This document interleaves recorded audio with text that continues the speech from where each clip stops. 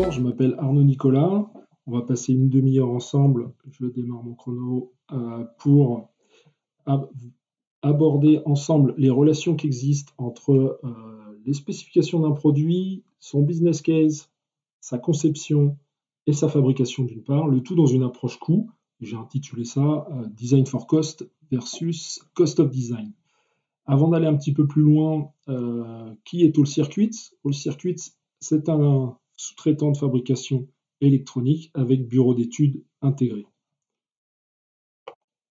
En guise d'agenda, une petite introduction sur des situations liées à cette problématique. Ensuite, on parlera coût et structure de coût, aussi bien en phase de conception qu'en phase de fabrication. Et puis, qu'est-ce que c'est que cette fameuse approche Design for Cost? À quoi ça sert et comment on peut l'illustrer. Et puis en tout dernier, on passera quelques minutes à en savoir plus sur qui est All Circuits et son bureau d'études.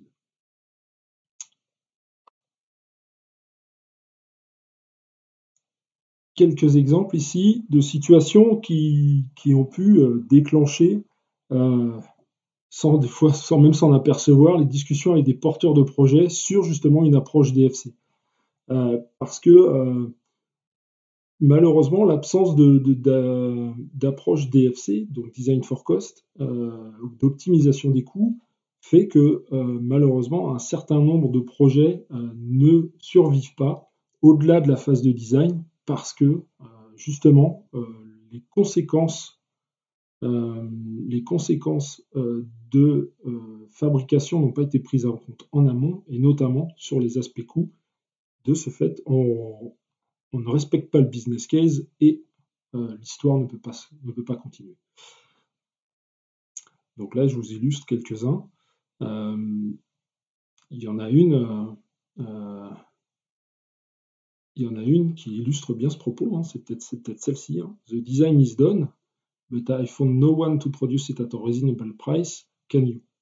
Donc, très clairement, on a fait le design produit complet sans s'occuper du tout de si le produit pouvait être réalisable en série à un prix qui était conforme au business case.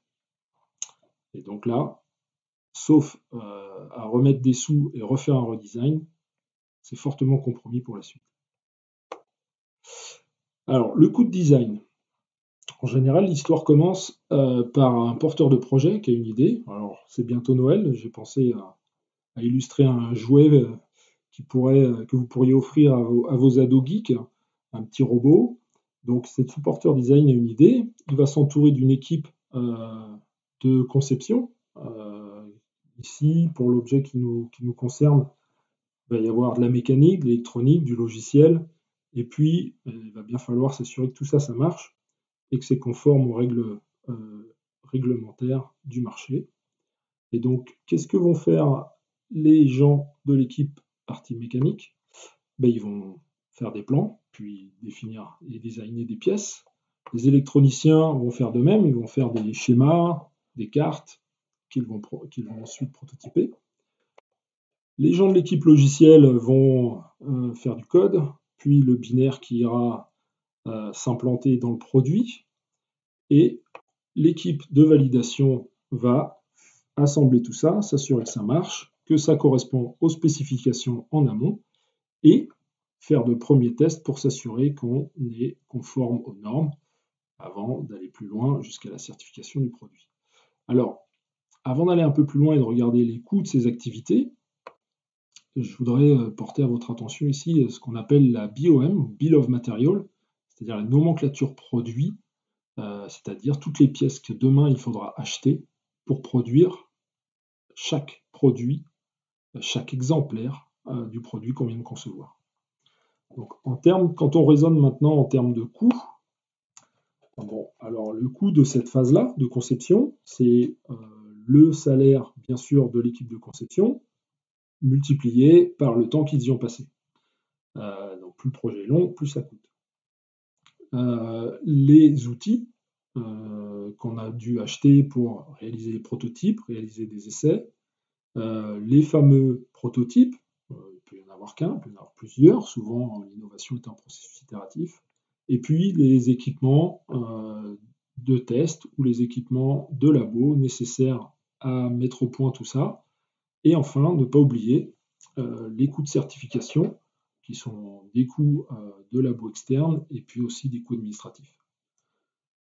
Tout ça fait le coût de conception global que on va dépenser une seule fois en tant qu'enveloppe avant de produire et indépendamment du nombre de produits que l'on fera après. Si on passe maintenant côté production, donc côté production, j'ai schématisé mon processus de production en deux étapes. La première étape, qui est la fabrication de la partie et de la carte électronique, puis la deuxième partie, qui est la fabrication ou l'assemblage final de l'électronique dans son enveloppe mécanique pour faire le produit. On voit bien ici ce qu'on appelle le PCB, donc le circuit nu sans ses composants. Sur la chaîne de fabrication ici, on va venir y ajouter des composants, les souder, et puis on a ce qu'on appelle le PCB-A ou PCB assembled, assemblé. Donc, ensuite, ce PCB, on le réintroduit au début de la chaîne d'assemblage finale avec les pièces mécaniques, et au final, tout ça, on obtient un exemplaire du produit fini. Alors, j'ai choisi ici d'illustrer une ligne automatique et une ligne manuelle ici. On aurait pu faire manuel, manuel, automatique, automatique. Voilà, il fallait bien illustrer et faire un choix. C'est pas ça le plus important. Ce qui est important à comprendre, c'est qu'à chaque fois, cette ligne, il va falloir l'adapter spécifiquement à la production de votre produit, avec des outils, des interfaces qui sont spécifiques à votre produit. Il va falloir développer des programmes pour tous ces automates. Il va falloir les configurer, ces fameux automates, aussi en fonction des caractéristiques de votre produit. Et puis enfin, il y a un dernier aspect très important, encore une fois, que ce soit en automatique ou en manuel ici. Ici aussi, vous avez des outils, des programmes à faire, des interfaces à développer.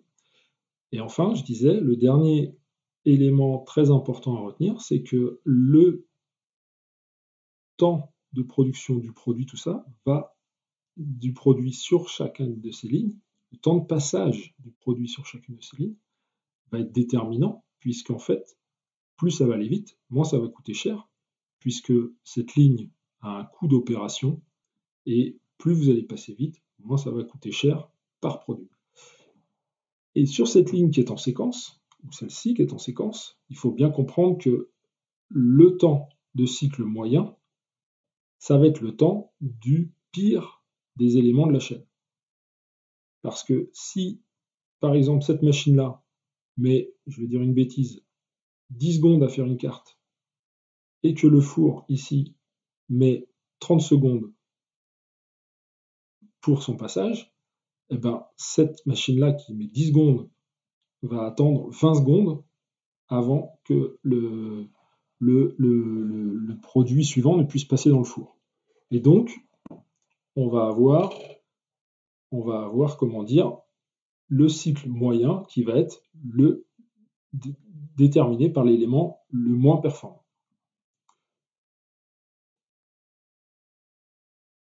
Hop, oui, c'est ce qu'on appelle, ce que je voulais dire, c'est ce qu'on appelle l'équilibrage de ligne, qui est une notion très importante, sans quoi on paye des équipements à rien faire. Quand on modélise simplement ce coût, il y a tout le coût de setup et d'équipement de la ligne et de préparation de la ligne qu'on appelle le coût d'industrialisation, que lui, comme le coût d'étude, on va ne dépenser qu'une seule fois, quel que soit le nombre de produits qu'on va produire. Et puis enfin, il y a le coût par produit, où on va retrouver notre fameuse BOM, c'est-à-dire les coûts des matériaux que j'inclus dans le produit, et puis l'assembly cost, c'est-à-dire le coût par produit de mon processus d'assemblage. Une fois qu'on a compris ça, cette structure de coût assez simple, venons-en maintenant à ce que c'est que la DFC. Donc la DFC s'inscrit dans une approche plus globale qui s'appelle DFX, Design for Something, où on va en fait définir toute une panoplie d'activités et de règles qui visent à améliorer, simplifier les phases au-delà de la phase de design et les caractéristiques au global de l'offre complète au-delà du produit lui-même.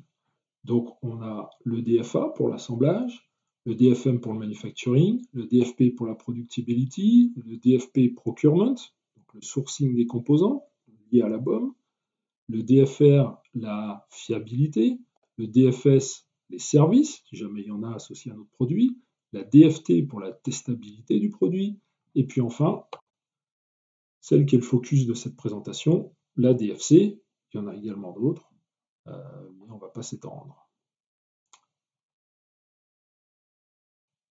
Si je reviens à ma simple modélisation de coût, on voit que le produit complet, le coût produit complet final pour un exemplaire, c'est mon coût de design, qui est mon coût fixe initial, divisé par la quantité de produit que je veux produire ou le volume. Mon coût d'industrialisation, qui est un coût fixe, c'est pareil, il va impacter mon coût final produit une fois divisé par le volume. Ensuite arrive la BOM, donc ça c'est le coût des pièces qui constituent le produit, unitairement, et auquel on va ajouter le coût d'assemblage du produit. Et tout ça me donne le coût final. Alors pourquoi j'ai mis des belles couleurs? Parce que ces différentes caractéristiques de l'équation, cette simple équation, cette simple et simpliste modélisation, eh ben, il y a des données et des caractéristiques qui vont être définies et sous la responsabilité de différents acteurs. Donc le project owner, chez nous le client, c'est le client qui est porteur du projet, on fait son design et sa production pour lui par exemple, donc il va être responsable des spécifications produits et du business case, qui vont amener le volume et le prix objectif. La design team, ou l'équipe de conception, qui va du coup amener son coût de design et qui va définir les composants qui vont constituer le produit à la fin du processus de design. Et puis enfin, l'équipe d'industrialisation qui, elle, va pricer le produit. Et donc là, c'est la partie achat de l'équipe industrialisation. Et puis enfin, qui va industrialiser le produit avec cette opération qui coûte, justement, et cette industrialisation qui devrait minimiser l'assembly cost, espérons-le. Alors, certains malins parmi vous ont remarqué que la BOM est de 3 couleurs. Elle est jaune parce qu'elle est définie par la design team en tant que liste de matières. Elle est rouge parce que c'est l'équipe d'industrialisation. En général, l'équipe achat, elle est plutôt côté manufacturing que côté design. Donc c'est l'équipe achat qui va la pricer. Et puis elle est bleue. Alors on peut encore se demander pourquoi elle est bleue.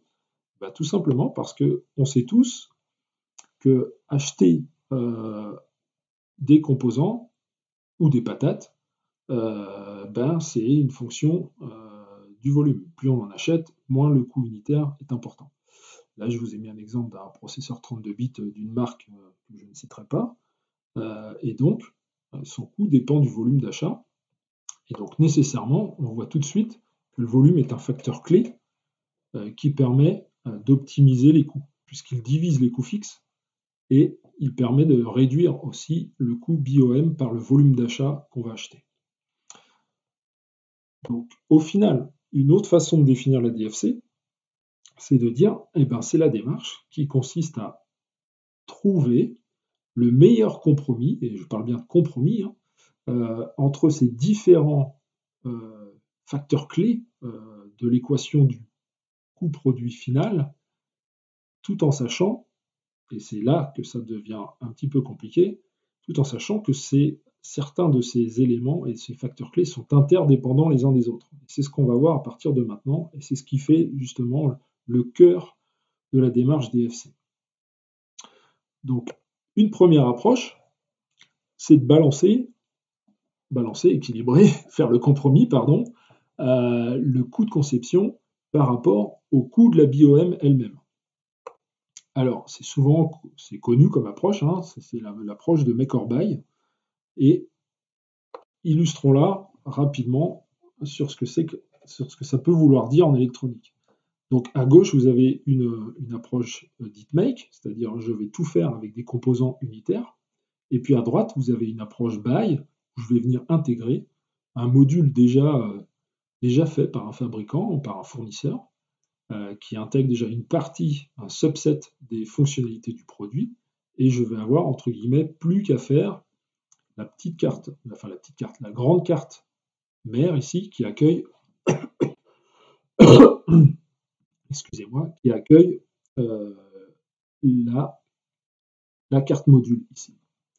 Si je fais le pendant en mécanique, je peux soit réinventer et designer complètement une boîte, ou alors en acheter une toute faite que je n'ai plus qu'à monter. En termes d'approche de coût, le coût de design dans l'approche mec va être supérieur. J'ai plus de choses à faire parce qu'il y en a tout simplement une partie qui sont déjà faites sur ce module dans cette approche buy. Et donc l'approche buy va coûter moins cher. En termes de BOM, si je fais cette approche mec, c'est parce que j'espère qu'acheter tous les composants unitairement va me coûter moins cher que d'acheter ce module-là déjà fait, qui intègre déjà une valeur ajoutée d'études, de design et de vérification. Et donc ma BOM va être plus chère. Donc la comparaison est assez simple, elle devient un peu plus compliquée dans la vraie vie, parce que on va s'apercevoir assez rapidement que ici, si je l'achète ce module-là, c'est parce que j'espère bien qu'il fonctionne, alors que de l'autre côté, quand je le construis complètement, je vais avoir beaucoup plus de choses à valider, vérifier, et potentiellement à refaire si je me suis trompé. Donc il y a une notion de risque et de coût de validation, test, voire certification, qui est supérieure. Alors comment j'arbitre entre ces deux? La réponse, on l'a déjà vu, c'est je reprends ma petite équation, mes deux scénarios, je les rentre dans l'équation, je secoue très fort, et celui qui me sort le prix produit le plus intéressant, a priori est le plus intéressant, il faudra bien sûr mitiguer ça avec le risque que je prends à réinventer des choses qui existent déjà sur l'étagère et qui peuvent m'amener à avoir à refaire et qui donc vont impacter mon coût de design et ainsi de suite. Bon, on va supposer que l'écart de product price dans les deux scénarios est suffisamment grand pour qu'on se dise ça vaut le coup d'aller d'un côté ou de l'autre. Si on va un petit peu plus loin, oh, j'ai fait une erreur dans ma presse. Bon, c'est pas grave. Oubliez les composants en bas là, pour l'instant. Donc il y a des trade-offs un peu plus compliqués entre les spécifications produits, le design et le coût d'industrialisation et la performance de coût d'assemblage. Si on pense naturellement à le niveau d'automatisation qu'on peut avoir dans le processus. On peut avoir un processus complètement manuel, un complètement automatique avec toute la variation qui peut exister entre les deux modèles, avec cette complexité qu'il faut, dès le design, anticiper ça, puisque les composants que l'on monte en manuel ne sont pas forcément les mêmes que ceux qu'on monte en automatique. Et puis après, il y a aussi cette complexité, il faut aussi imaginer cette complexité en design, que certains composants peuvent avoir des caractéristiques qui n'existent pas dans certains processus. Typiquement, ce genre de composant peut avoir des performances meilleures dans certaines conditions que ce genre de composant. Donc on peut arriver à des choses hybrides où on a besoin des deux process. Donc forcément, on a les avantages et inconvénients des deux, surtout les inconvénients d'un point de vue coût. Enfin, on n'oublie pas que dans mon process d'assemblage derrière, en fonction de mes spécifications produits, je vais avoir certaines libertés ou pas sur le processus d'assemblage qui a certaines caractéristiques en coût de design, en coût d'industrialisation et en performance d'assemblage. On peut hésiter entre mettre un packaging simple, un housing, faire du sertissage, faire du vissage de boîtier, ou tout simplement protéger mon PCB avec du vernissage, qui a aussi d'autres contraintes. Enfin, on n'oublie pas aussi, on a parlé du temps de cycle, il est évident, si je reprends mon exemple ici très basique, que si je mets une carte ici et que j'ai juste à fermer en appuyant dessus, là, en recourbant, ça va aller bien plus vite, et mon temps de cycle va être bien meilleur que si j'ai tout ça à assembler, toutes ces pièces-là à assembler avec 4 vis. De même, si je réalise une fonction électronique avec un circuit intégré complet ou avec des fonctions discrètes et plus de composants, ben, le temps pour poser tous ces composants va être plus long que celui-là. Bon, voilà quelques exemples de compromis à trouver et qu'il faut anticiper et auxquels il faut penser dès la phase de design, parce que les conséquences sur le coût d'industrialisation ou sur le temps de cycle vont faire qu'elles auront un impact sur le coût pièce. Alors j'en ai mis quelques-uns, ici en voilà d'autres. Bien faire attention à l'équilibrage de ligne, j'en ai parlé, à la mise en panneau. On a assez peu parlé de software, mais le temps de démarrage du produit. Est-ce qu'on a besoin de créer un mode spécial test pour ne pas surcharger la ligne par le temps de test? Est-ce que je vais faire un PCB une face, deux faces? Encore une fois, attention à l'équilibrage ligne si je fais deux faces. Est-ce que le temps de pose composant sur la face A et sur la face B soit à peu près identique, etc. En guise de conclusion, je vous ai marqué là qu'est-ce qu'une DFC n'est pas et qu'est-ce qu'une DFC, à contrario, apporte. Donc, c'est surtout pas une approche séquentielle, on a bien vu, hein, il faut penser manufacturing quand je pense produit, quand je pense conception produit et potentiellement, ça, je remonte même jusqu'aux spécifications produits pour faire un compromis. C'est pas réservé au fort volume. Je vais optimiser aussi mes coûts en restant focusé sur mon impact coût et trouver le meilleur trade-off entre mon design, mon coût de design et mon coût produit. Est-ce que par exemple dépenser 2000 euros en conception pour optimiser 1 euro sur une série sur un produit où je sais que je vais faire 100 pièces, est-ce que ça vaut le coup? La réponse, forcément, est non. Donc ça permet de rester focusé sur là où on a de l'impact. Alors, même si ça, troisième point, même si il y a une notion de coût, c'est pas une démarche de négociation commerciale, la DFC, c'est une démarche technique. Et puis enfin, c'est pas à utiliser seulement à la création du produit, mais aussi dans chacune des évolutions. Hein, il ne s'agit pas de faire des évolutions qui viennent déséquilibrer la ligne ou qui viennent complètement casser le process ou autre chose. Qu'est-ce qu'il faut pour la DFC? Il faut bien sûr un business case, et ça malheureusement c'est encore des fois compliqué à expliquer à certains porteurs de projets. Et ça consiste à trouver le meilleur compromis d'un point de vue économique ou technique. Ça nécessite aussi d'impliquer tous les acteurs de toute la chaîne dans la phase de conception, alors pas à la même hauteur que l'équipe de conception elle-même, mais au moins en support.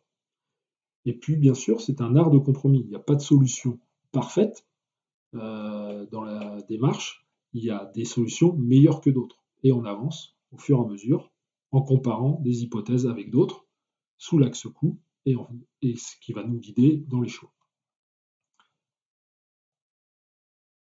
J'espère vous avoir donné quelques éléments pour comprendre un peu mieux ce que c'était la DFC et quels étaient les leviers qu'on pouvait avoir pour optimiser le coût pièce au final, le coût pièce global dès la phase de design et en ne pensant pas qu'à la phase de design. Si toutefois je n'ai pas été suffisamment clair, n'hésitez pas à me poser des questions ou à me contacter ultérieurement pour avoir des clarifications. Je tâcherai de vous répondre dans la mesure du possible et avec grand plaisir. Merci de votre écoute. Avant de vous quitter, je vous propose un petit vol sur qu'est-ce qu'est All Circuits. Donc, All Circuits, c'est le premier EMS en France, c'est le 7e EMS européen, et on est dans le top 50 mondial.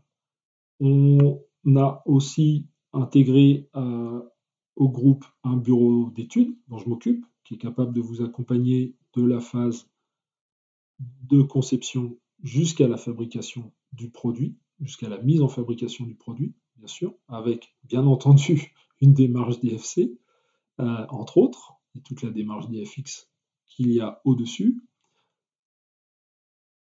Et pour résumer tout ça, voici un peu l'offre de service globale que peut vous apporter All Circuits, aussi bien en design, en industrialisation, en production, en supply chain. Et comment dire, et comme quoi on peut vous accompagner à la carte sur tout ou partie du cycle de développement de vos produits jusqu'à leur commercialisation. Il ne me reste plus qu'à vous remercier et à passer aux questions si vous en avez. Très bonne journée, à très bientôt j'espère.